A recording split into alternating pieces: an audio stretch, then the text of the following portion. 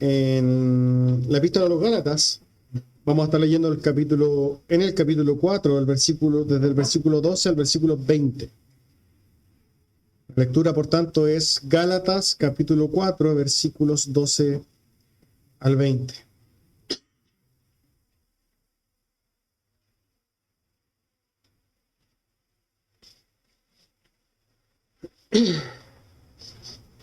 Espero que lo haya encontrado. Gálatas capítulo 4, perdón. Desde el versículo 12 al versículo 20 dice así la palabra del Señor. Os ruego, hermanos, que os hagáis como yo, porque yo también me hice como vosotros. Ningún agravio me habéis hecho, pues vosotros sabéis que a causa de una enfermedad del cuerpo os anuncié el Evangelio al principio, y no me despreciasteis ni desechasteis por la prueba que tenía en mi cuerpo. Antes bien me recibisteis como un ángel de Dios, como a Cristo Jesús. ¿Dónde pues está esa satisfacción que experimentabais? Porque os doy testimonio de que si hubieseis podido, os hubierais sacado vuestros propios ojos para dármelos. ¿Me he hecho pues vuestro enemigo por deciros la verdad? Tienen celo por vosotros, pero no para bien, sino que quieren apartaros de nosotros para que vosotros tengáis celo por ellos. Bueno mostrar celo en lo bueno siempre, y no solamente cuando estoy presente con vosotros. Hijitos míos, por quienes vuelvo a sufrir dolores de parto hasta que Cristo sea formado en vosotros, quisiera estar con vosotros ahora mismo y cambiar de tono, pues estoy perplejo en cuanto a vosotros. Tomen asiento, hermanos.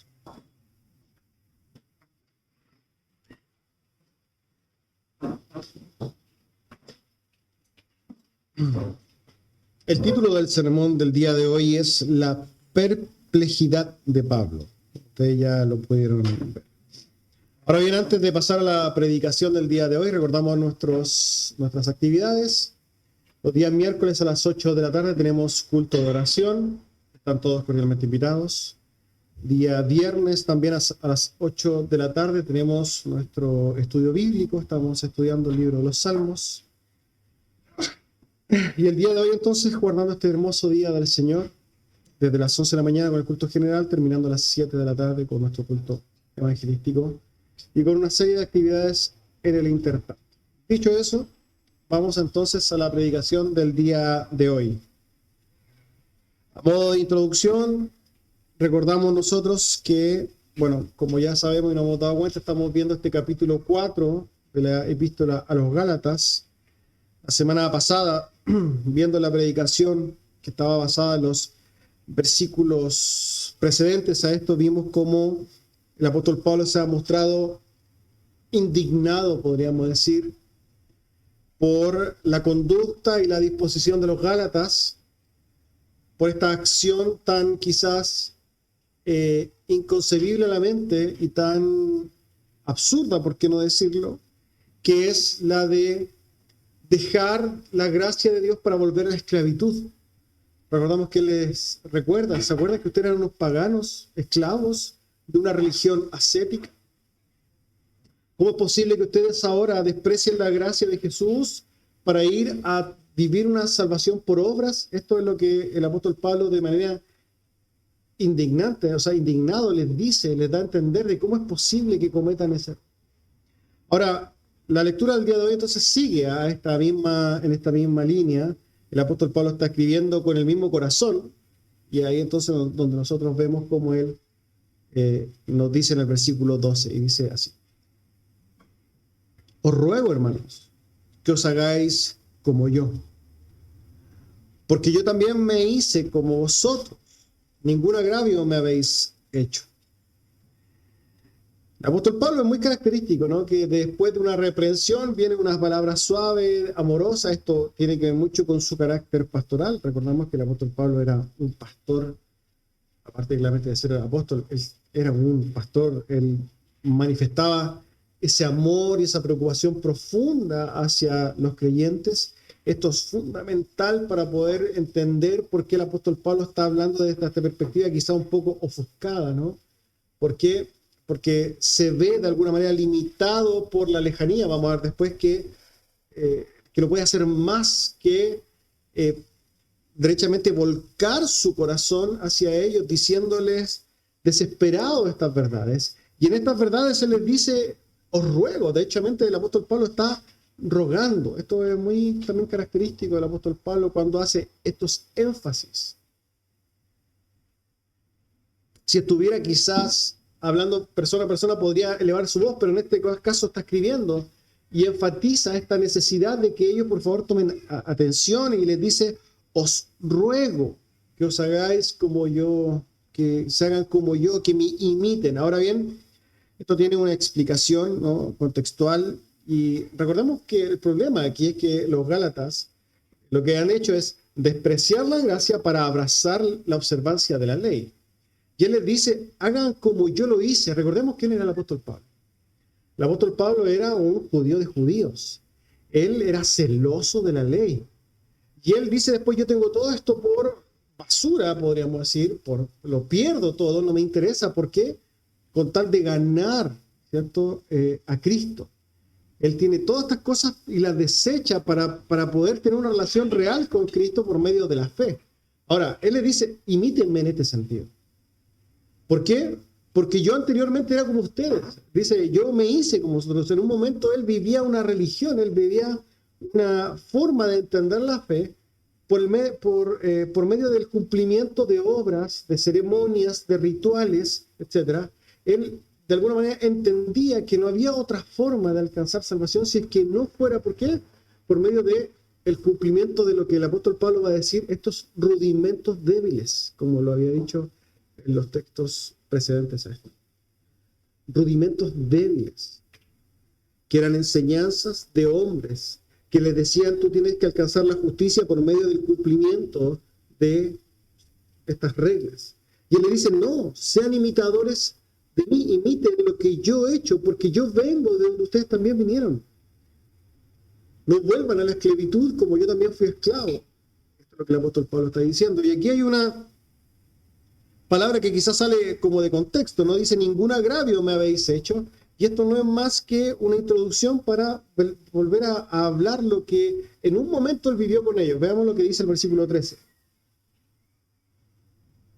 Pues vosotros sabéis que a causa de una enfermedad del cuerpo os anuncié el evangelio al principio, y no me despreciasteis ni desechasteis por la prueba que tenía en mi cuerpo, antes bien me recibisteis como un ángel de Dios, como a Cristo Jesús.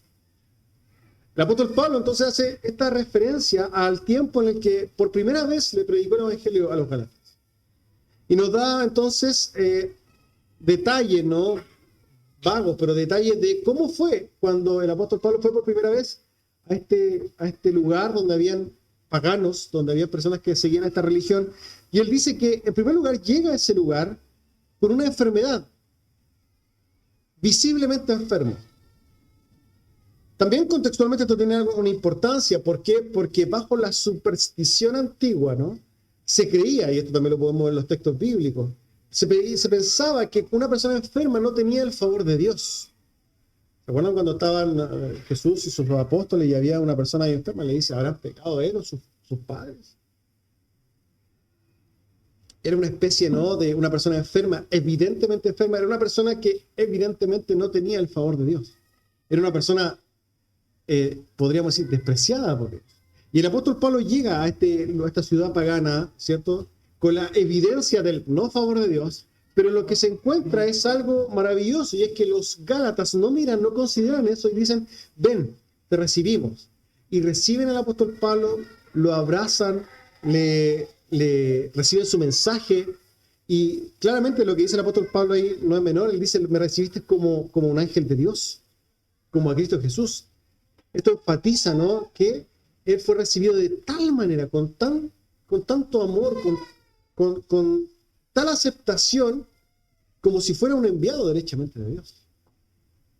Y el apóstol Pablo, en este anhelo, ¿no?, de que ellos entren en razón, les ruega que comiencen a recordar. ¿Se acuerdan cuando nos conocimos? ¿Se acuerdan de cómo eran ustedes cuando yo llegué a predicarles? Lo que hace el apóstol Pablo es un reconocimiento de lo que él había recibido de parte de los Gálatas. Tiempos de comunión. ¿Se imaginan cómo era esto? El apóstol Pablo llegó a Galacia, ¿no?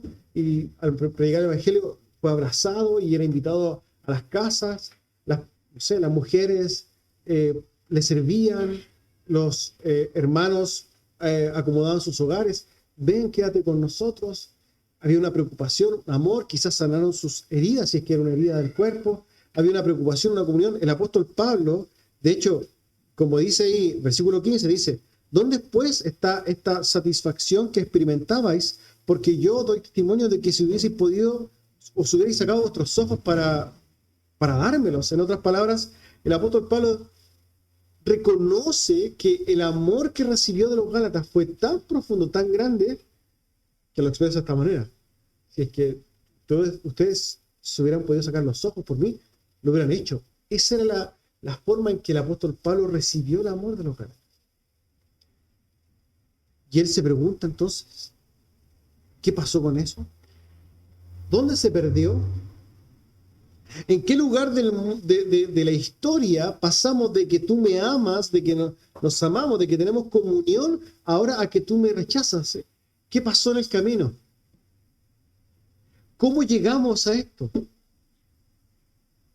¿Cómo fue posible? Y de hecho, las palabras del apóstol Pablo claramente dan a entender una especie de indignación, perplejidad, que es lo que vamos a ver más adelante.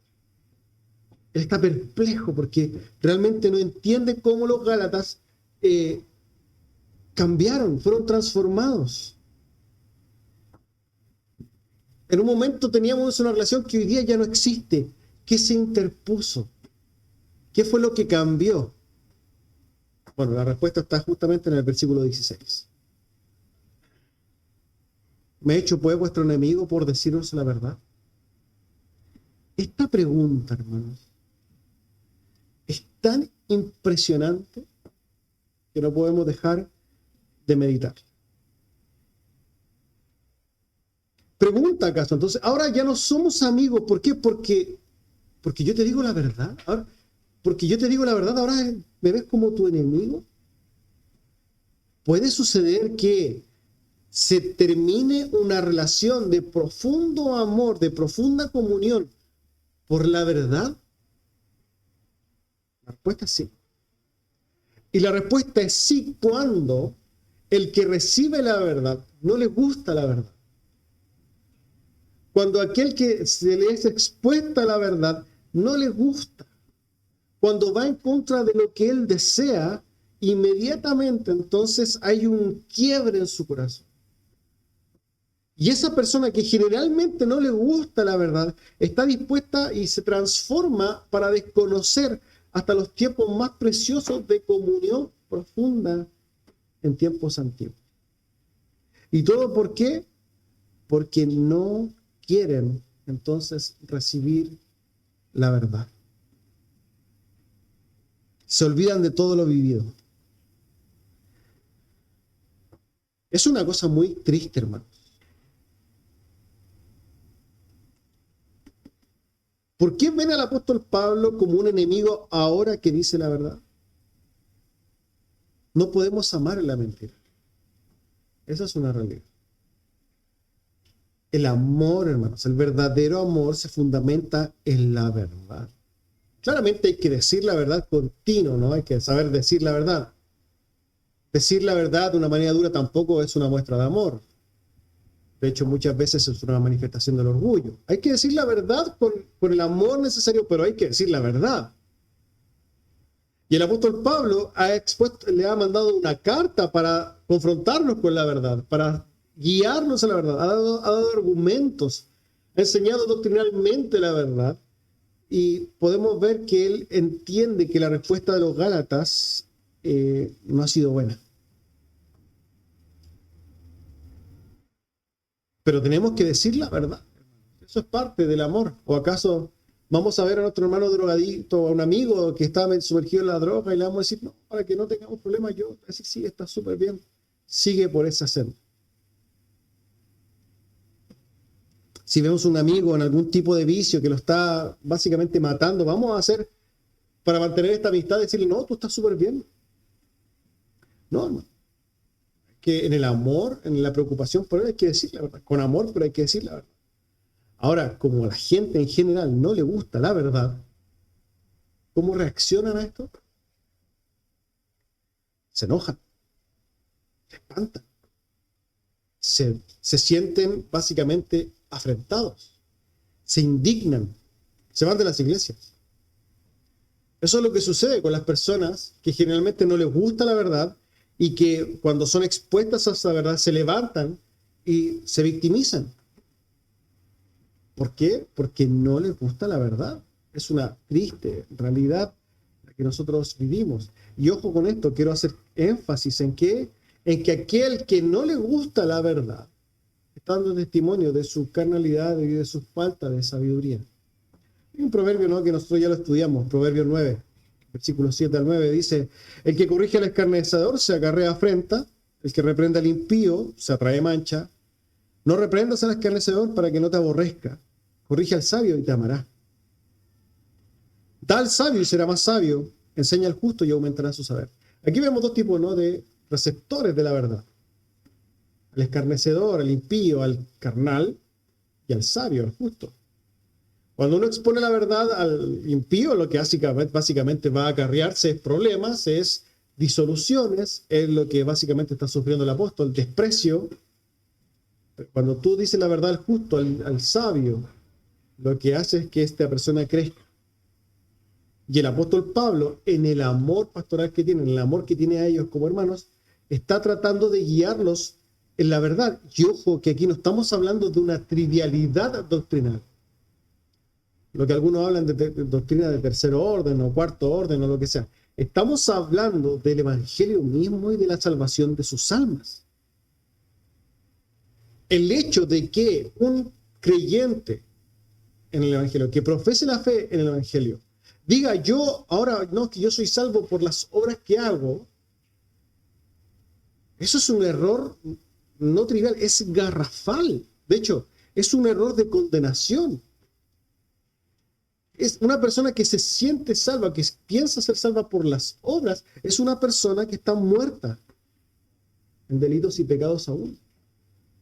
Y el apóstol Pablo ve que los gálatas están siguiendo ese camino y obviamente no se puede quedar sin hacer nada, tiene que hacer algo. Y derechamente es por eso su indignación, por eso se levanta y dice: pero ¿cómo es posible que ustedes gálatas, y por eso recordamos que les dice gálatas insensatos,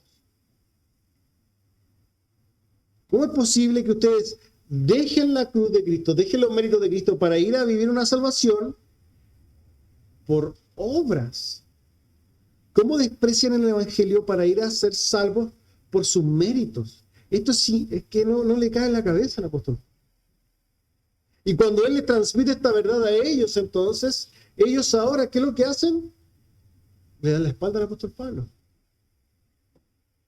Yo creo que más de alguno de nosotros ha vivido algo así. Yo personalmente he vivido situaciones también particulares. Personas con una comunión preciosa, que tú ibas a su casa y te abrían las puertas de su hogar, te daban el espacio, había amor, comunión, afecto, preocupación genuina, había una comunión hermosa, y de repente sucedió que llegó el punto donde hay que hablar de la verdad, y esa verdad hace que estas personas desestimen todo esto para hacer como si nunca hubiera pasado nada. La verdad es que yo tampoco lo entiendo cómo puede suceder. Y el apóstol Pablo tampoco entiende cómo es posible. ¿En qué mundo puede suceder esto? Ahora el apóstol Pablo le sigue diciendo lo siguiente. Versículo 17. Tienen celo por vosotros, pero no para bien, sino que quieren apartaros de nosotros para que vosotros tengáis celo por ellos. Aquí el apóstol Pablo está haciendo referencia justamente a los judaizantes. Recordemos el contexto. Ellos están siendo guiados, en un sentido mal guiados, por el movimiento, ¿no?, de los judaizantes, aquellos que eran judíos de sangre, que se supone creían que Jesús era Cristo, pero que eran salvos por medio de la observancia de la ley y de las costumbres judías. Entonces él les dice: mira, cuando tú, pensando en ellos, en estos judaizantes, ellos tienen celo por ustedes, básicamente los ven como alguien que les pertenece, quieren que nadie los toque, pero no para bien. Estamos hablando entre la doctrina del apóstol Pablo contra la doctrina de los judaizantes. ¿Entendamos esto? Cualquier persona que tenga dos dedos de frente diría, ¿quién tiene la verdad? El apóstol. Nuestra doctrina descansa sobre la doctrina de los apóstoles, no de los judaizantes. Los gálatas entonces veían a los judaizantes y los seguían, y el apóstol Pablo dice, oye, ellos los quieren para ustedes y quieren apartarlos de nosotros. O sea, quieren sacarlos del camino, vamos a decir así, apostólico. Quieren que básicamente apartarlos y llevarlos para allá. Esto es muy típica, ¿no? De las conductas de un narcisista, que lo que hace es tomar a una persona, ¿no? Acarrearla y básicamente rodearla para que no tenga ninguna influencia y hacerla como mía y que viva para mí. Esto es lo que estaban haciendo justamente los judaizantes. Funcionaban como una especie de secta. Te abrazo y que obviamente que tú no tengas ningún tipo de acercamiento. Y estamos hablando del apóstol Pablo. Esto no puede ser. Eran guías ciegos guiando a ciegos. Estaban condenados. Y el apóstol Pablo, ¿cuál era el problema? El apóstol Pablo supo de esto, pero estaba lejos. Así dice en el versículo 18. Bueno es mostrar celo entonces en lo bueno siempre, y no solamente cuando estoy presente con vosotros. El apóstol Pablo dice, sí, efectivamente el celo es bueno, sí, está bien cuidar a la gente que tú entiendes que amas, pero siempre que va a ser bueno cuando sea bueno ese celo. No en el caso de los judaizantes, que sabemos que era un celo desordenado. Era un celo que los pervertía. No era un celo que lo llevaba por la palabra del Señor. Era un celo que básicamente lo que hacía era confundirlos. Y aquí el apóstol Pablo entonces como que se justifica. Y les está diciendo, para parafrasear esto, yo también tengo celo por ustedes. Y es bueno sentir celo, pero no necesariamente cuando yo estoy aquí. Lo que está diciendo en otras palabras es, yo desde acá, de donde les estoy escribiendo, también estoy escribiendo con el celo. Yo desde donde estoy aquí con mi lápiz, ¿no? Con mi pluma, también siento celo por ustedes. Y es ahí donde se introduce el versículo 19. Hijitos míos, por quienes vuelvo a sufrir dolores de parto hasta que Cristo sea formado en vosotros. Quiero que tratemos de imaginar esto, ¿no? El apóstol Pablo ve a los gálatas como sus hijitos. De hecho, esta es una expresión de profundo amor, ¿no? Hijitos míos, hay una ternura ahí implícita en la palabra. El apóstol Pablo, por medio de estas palabras, lo que está haciendo, y fíjense que inmediatamente es como una suavización del texto, para que los gálatas digan, mira, no me está dando tan duro, igual hay amor, a pesar de que es evidente el amor del apóstol Pablo. Hijitos míos, escúchenme, yo vuelvo por ustedes a sufrir dolores de parto. Yo recuerdo cuando era pequeño, una situación que me pasó y que me quedó grabada para toda la vida. Yo sé que obviamente en tiempos antiguos, ¿no? Los teléfonos estaban amarrados y las personas eran libres. No como ahora que los teléfonos son sueltos y las personas están amarradas a los teléfonos. Yo vivía en una especie de vecindad cuando era chico. Y en la vecindad, podríamos decir, había un teléfono que estaba conectado afuera. De hecho, en el patio, en el lugar de nadie. Entonces, llamaban a alguien a la casa, a cualquiera de los que vivían ahí, y todos iban al teléfono. Yo recuerdo que una vez cuando yo era chico, yo creo que tenía unos 8 años, una imagen muy grabada en mi mente. Llaman a mi mamá y de repente empieza como a llorar desesperada y se agarra el vientre. ¿Qué sucedía ahí? Estaba recibiendo la noticia de que mi hermano mayor había tenido un accidente en el colegio. Yo cuando chico siempre me pregunté por qué se agarraba el vientre y se lo agarraba como si estuviera embarazada. Nunca entendí eso. Pero yo creo que es justamente lo que estaba diciendo el apóstol Pablo acá. Cuando ella sintió esa noticia, ¿no?, tan dura, yo creo que ella fue a recordar los tiempos en que lo tuvo, sus dolores de parto. Yo no comprendo el amor de una madre, obviamente. Pero las que son mamás sí lo comprenden. Y quizás pueden entender y ponerse en lugar de aquellos que han perdido un hijo. El apóstol Pablo aquí está hablando justamente de un dolor así. Es una forma de expresar el sufrimiento que pudiera llegar a tener una mamá que pierda a su hijo. Pero ojo con esto, él está hablando aquí no de un hijo carnal, está hablando de una cosa espiritual. Y no es menor, obviamente. ¿Por qué? Porque nosotros, en nuestro contexto, tendemos a trivializar las cosas espirituales. No es tan importante. La verdad es que es un accesorio. La iglesia es un accesorio, ¿no? de la vida, porque lo más importante es la vida. Según lo que yo veo en las palabras del apóstol Pablo, no tiene el mismo entendimiento de lo que es la vida espiritual. Él realmente aquí, por medio de esto, está sufriendo, está mostrando el dolor que ve al ver almas que se están condenando.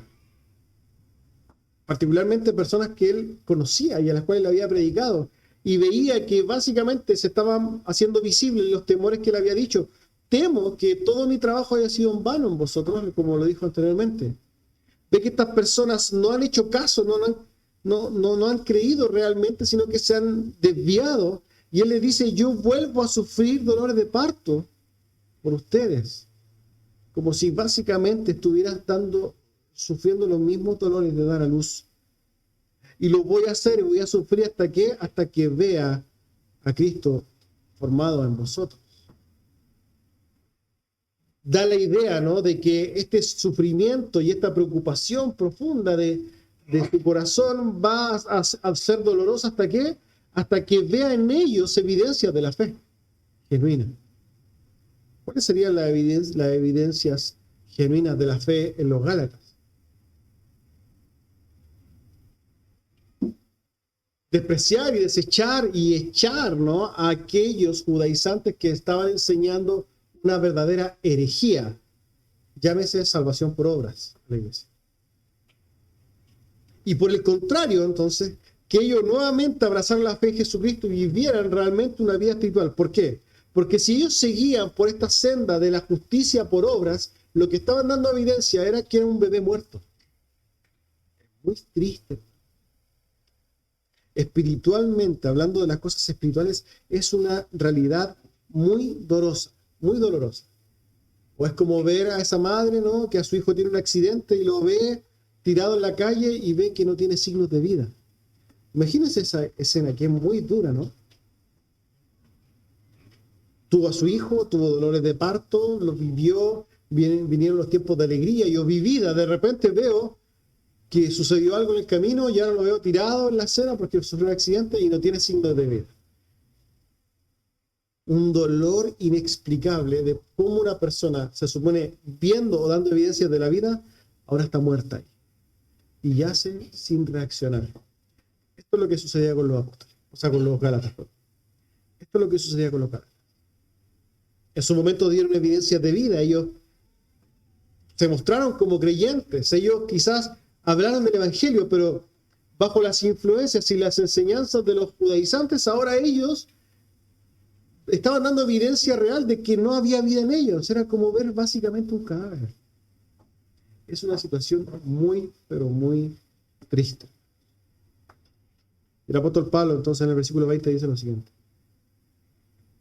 quisiera estar con vosotros ahora mismo y cambiar de tono, pues estoy perplejo en cuanto a vosotros. El apóstol Pablo entonces deja claro que él quisiera estar ahí. Yo me imagino quizás un poquito la impotencia, ¿no?, del apóstol Pablo. Los Gálatas están lejos, yo no tengo nada que hacer, quizás yo pudiera zamarrearlos y mirarlos de frente y decirle, despierta. Quizás siguiendo la analogía de la madre, ¿no?, que sabe que su hijo está ahí tendido sin signos de vida. Esa mujer le avisan por teléfono y quisiera estar ahí. Y de hecho, lo que sucede en los accidentes, uno sale y no le importa nada, se le olvidan todas las cosas, pero lo único que tú quieres es llegar a verlo. Porque en el fondo, en el corazón, hay quizás una esperanza de que tú le pudieras decir, despierta, levántate. ¿O no? Eso es lo que sucede.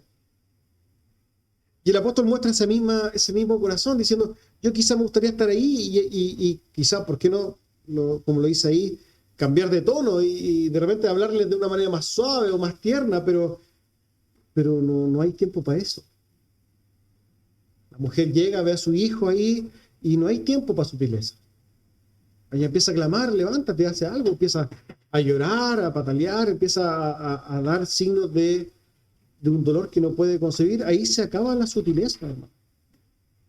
Lo único que hay es la manifestación de la desesperación. ¿Por qué? Porque detrás hay perplejidad. El apóstol Pablo dice esto. Yo quisiera cambiar el tono, yo quisiera hacer otras cosas, yo quisiera de repente utilizar otras herramientas, pero no puedo. ¿Por qué? Porque mi condición es de perplejidad. La palabra perplejidad, ¿no? La RAE tiene como significado irresolución. Irresolución. Confusión. Duda de lo que se debe hacer en algo. Está perdido. La persona cuando está perpleja está perdida. La palabra griega, ¿no? Realmente utilizada por el apóstol es la palabra aporeo, que básicamente quedarse sin salida, estar perdido mentalmente. Volvamos a la escena, ¿no? De la mujer, de la mamá. Ve a su hijo tendido ahí, con sus dolores de parto, sin señales, ¿no? Hace lo que quizás se viene a la cabeza, le grita, levántate, no puede ser, empieza a clamar, etc. Lo único que hay en su momento es desesperación, porque básicamente en ese momento no hay respuesta. No hay una capacidad de procesar esta situación. No hay resoluciones, no hay respuesta. Esto es estar perplejo. Es cuando uno se ve en una condición tal de que no hay explicación y no hayas qué hacer. Y generalmente el ser humano, y nosotros somos así, cuando no hayamos qué hacer, lo único que hacemos es manifestar esa incapacidad. Y lo hacemos quizás con gritos, con manifestaciones, con llantos, con agarrarme la cabeza, con gritar, no sé, hay muchas formas. Aquí el apóstol Pablo está dando a entender que él les está hablando de una manera muy dura quizás. Y quizás le está pidiendo disculpas por decirle insensato, pero que lo que están pasando, lo que están viviendo, lo que están haciendo los Gálatas es tan terrible a los ojos espirituales que él está perplejo. Él está impresionado a más no poder. ¿Por qué? Por cómo se han desviado los Gálatas. Esto es lo que el apóstol Pablo está escribiendo. Ahora, esta es la situación que nosotros vemos en el texto. Pero quiero llevar esto a la aplicación. Que un texto sin aplicación no sirve mucho. Es información.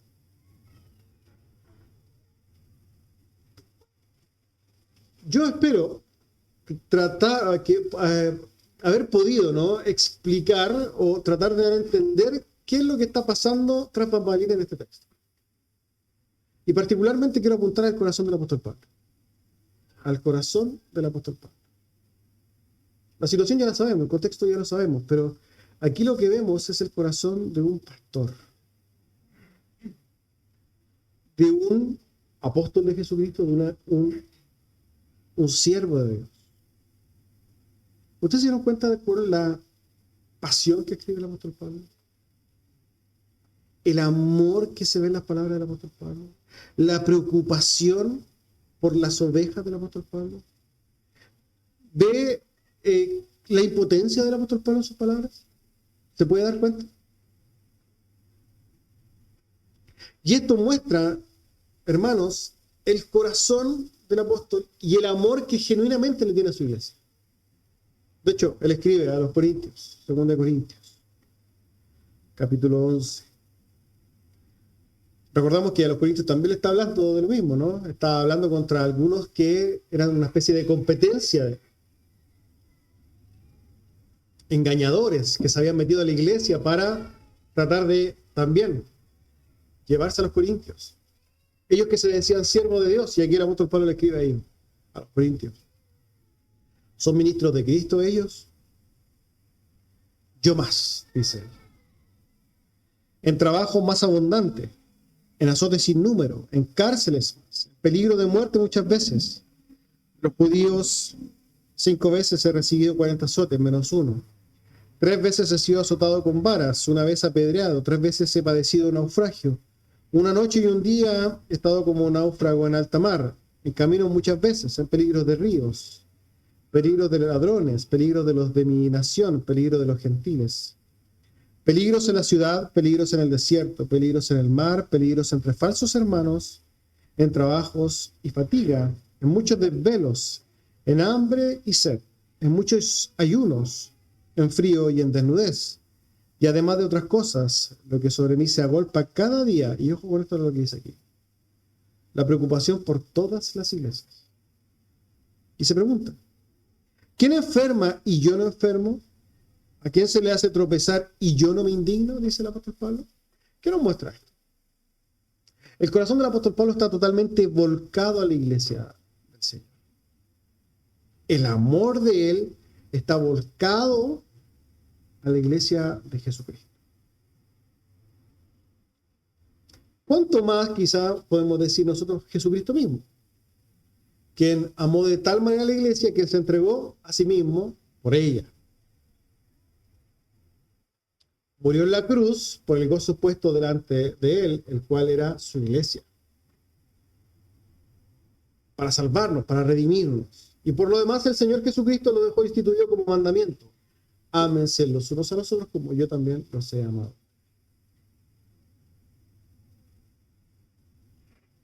Y por tanto, quizá la aplicación respecto a esto es de manera personal. Y confrontacional, ¿por qué no decirlo? Y espero que esta verdad no le indigne y no haga que me vea como un enemigo suyo, porque no lo soy. Solamente quiero exponerlos a la verdad. ¿Cuánto amas tú a la iglesia?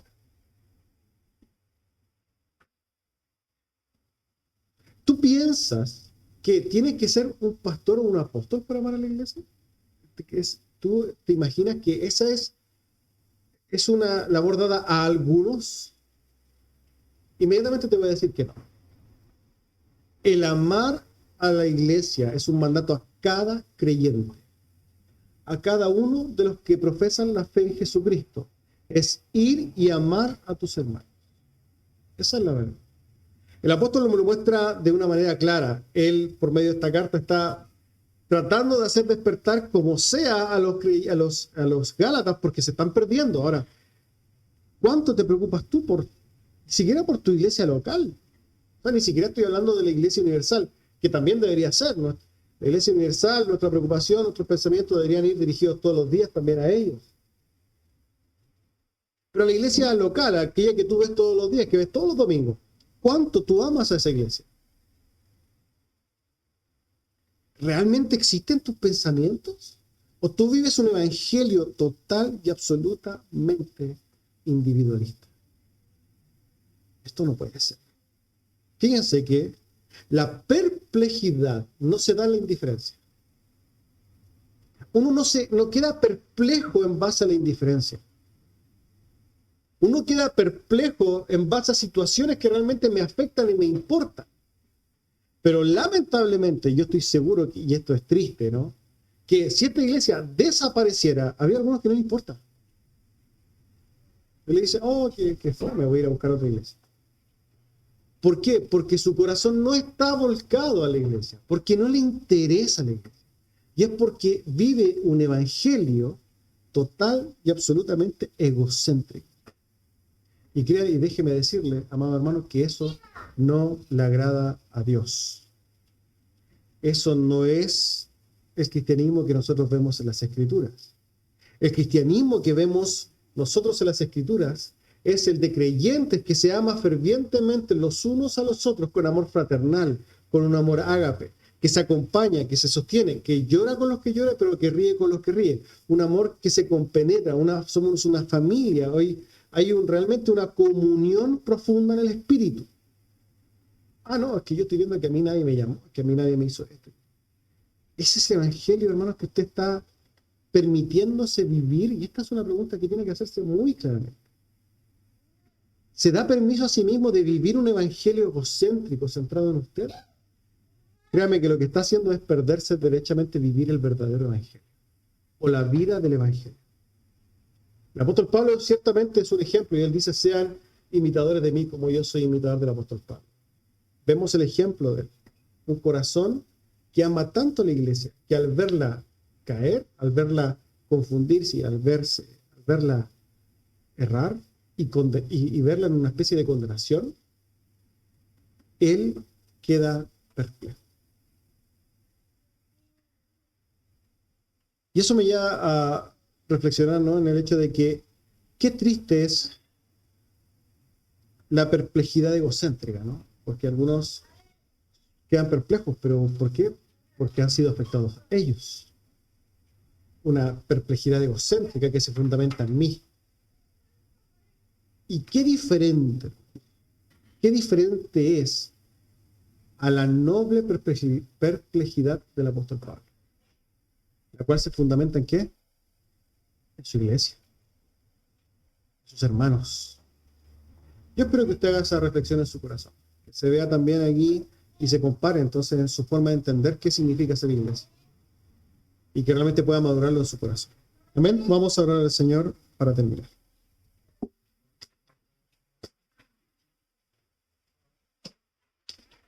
Amado Padre Celestial, queremos darle gracias, Señor, por su amor, por su profundo amor, por su gracia gloriosa, por permitirnos, Señor, ver, escudriñar su palabra, ver el corazón del apóstol Pablo, impregnado en sus palabras. Rogamos, Señor, que cada día nos haga más humildes, que podamos despojarnos cada día de nosotros mismos para mirar a nuestros hermanos y entregarnos en amor, preocupándonos, Señor, por nuestro bienestar mutuo, para caminar juntos el camino de la fe y que podamos, Señor, juntos llegar también a esa eternidad gloriosa. Le damos gracias en el nombre de su Hijo, Jesús. Amén.